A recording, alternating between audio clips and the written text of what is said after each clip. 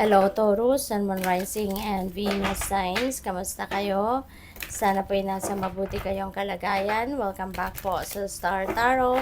At kung bago kayo dito, welcome din po kayo. Please subscribe, like, share my videos, and leave me a comment kung nakaresonate po kayo. Tingnan natin mga paunang mensahe ni Universe sa inyo. We have the Seat, Taurus. Mag-iingat po kayo. This is a warning para sa iyo na there could be people around you na mga scammers, mga thief, mga gustong mag-sabotage sa'yo or gustong magnakaw sa'yo, something like that. So, maging maingat kayo, maging vigilant din kayo, maging mapagmatsyag kayo, be a keen observer sa galawan ng mga tao sa paligid ninyo. At napakahalaga na huwag kayong basta-basta magtitiwala, no?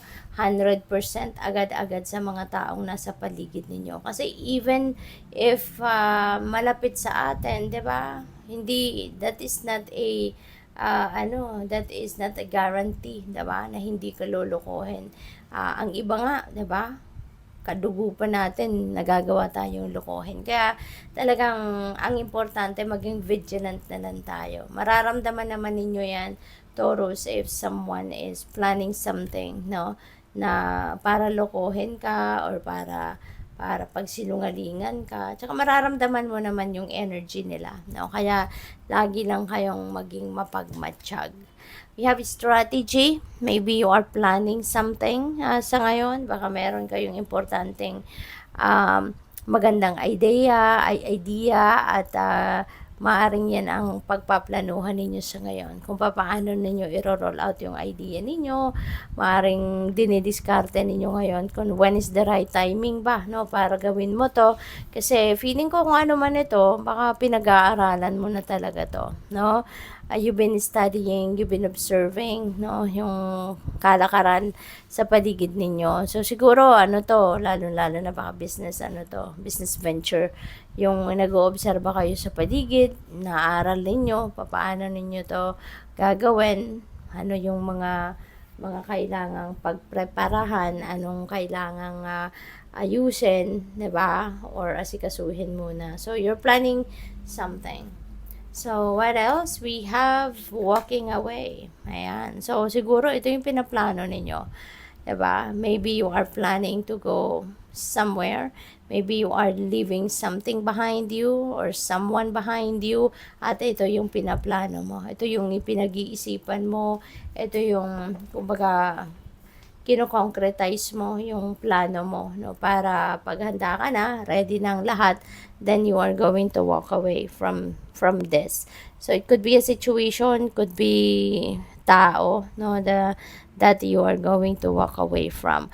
Pero maganda, no, na maganda to kasi tignan mo yung kaharap mo, yun yung pupuntahan mo, you're walking towards that, maliwanag, no? So you're very optimistic about this kasi nakikita din ninyo na siguro ito yung naghihintay sa iyo ng magandang buhay. Ito yung pupuntahan mo wherever you are heading.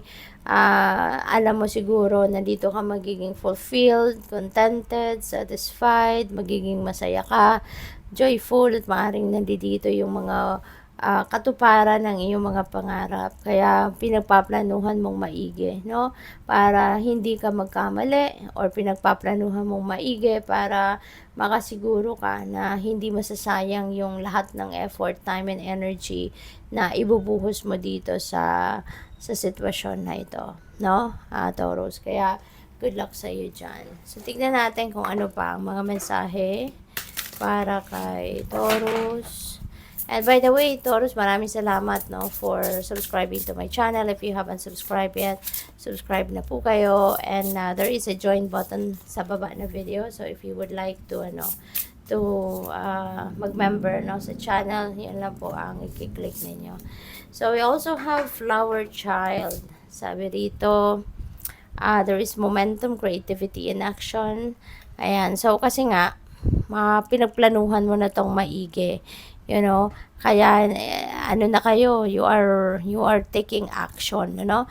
Maari din na gagamitin mo dito yung inyong creativity, yung talent mo, yung mga ganon, para ayun ang magiging kapital mo dito sa pagsisimula mo ng bagong ganap. Kasi po pwedeng meron kang sisimulang bagong trabaho dyan, or bagong career, or business, at magiging kapital mo dito yung inyong creative prowess, no? And hindi ka na dito magpapatumpik-tumpik pa. No? Maaring pina-finalize mo na lang ang plano mo at magsisimula ka ng mag-take action.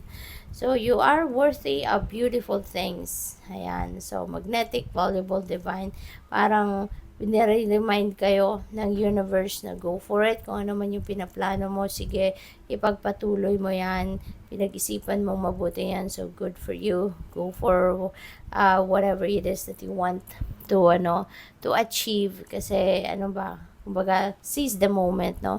Habang may opportunity na binibigay sa iyo ang universe, go for it kasi you are worthy of beautiful things. Pinaghandaan mo yan, pinagplanuhan mo yan.